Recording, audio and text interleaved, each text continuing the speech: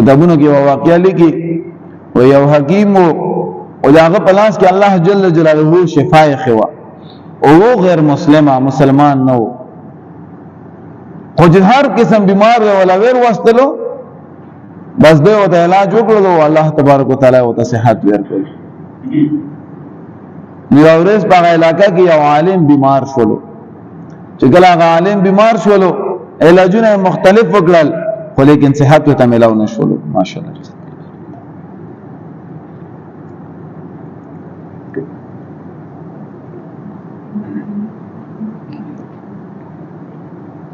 ورځ په ورځ باندې بیماری زیاتې دله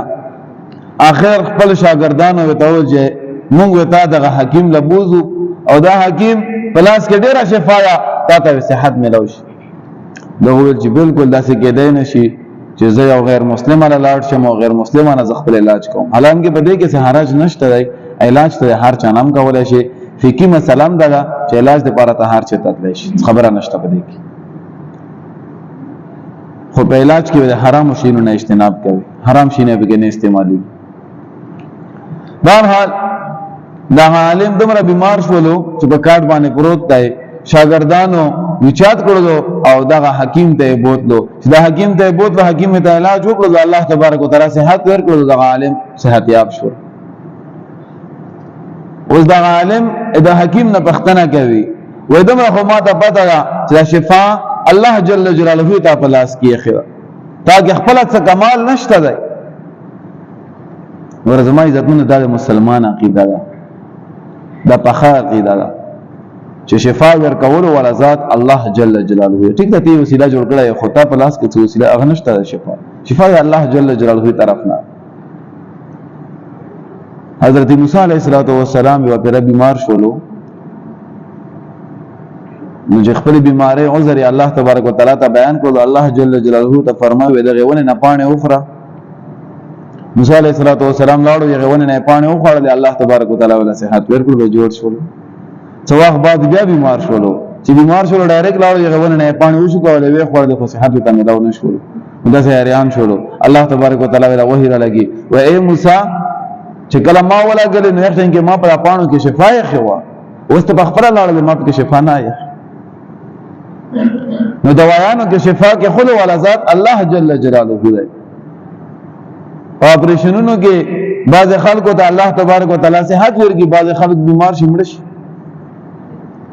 دا هر څه الله تبارک وتعالى طرف نه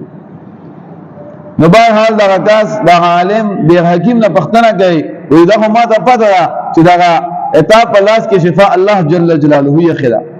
خو لیکن وجه را بیان کړي په څو وجه باندې الله پاک ته پلاس کې شفا یې خدا حکیم را جواب ورکوي وای ما ته الله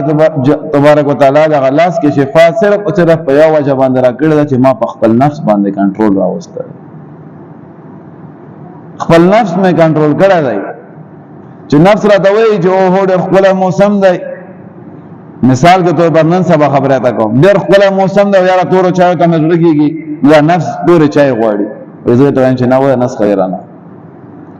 دا شان ته کله کله نفس راته وایي چې او ډېر خو ښکلی موسم دی کبانو موسم دی کبان موجود خو زه یې ونه خورم نفس له زور ورکوم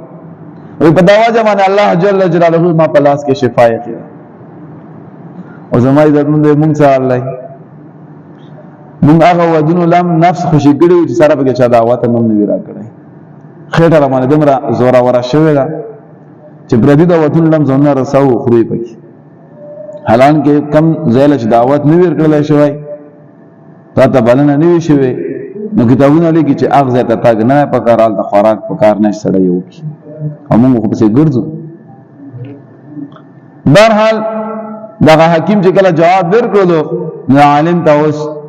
چانس ملاو شولو نو عالم دې وی ښا اوس تر ته دا وایا چې تا نفس د اسلام په باره کې څه یې نفس د اسلام قبلوي کوي نه قبلوي نو سره ریان شولو چې نفس خو اسلام نه قبلوي ځکه چې نفس په ګرمۍ کې اوګدې ورځې او روزانه ول نفس چیرته قبلوي نفس په جمعې کې یو غو داس کول بسترې نه راوتلو صبح جمعه ته راتلل چیرته غواړي نو سړی حیران شو چې دا راته څنګه سوال وکړو وای نفس خو مې دا خبره نه غواړي نو عالم دی وای ته همیشه د خپل نفس خلاف کار کوي چې کوم شی نفس غواړي اته نه کوي او چې کوم نه غواړي اته کوي نو اوس د اسلام په باره کې څه خیال دی و سړی په دوه کې حیران شولو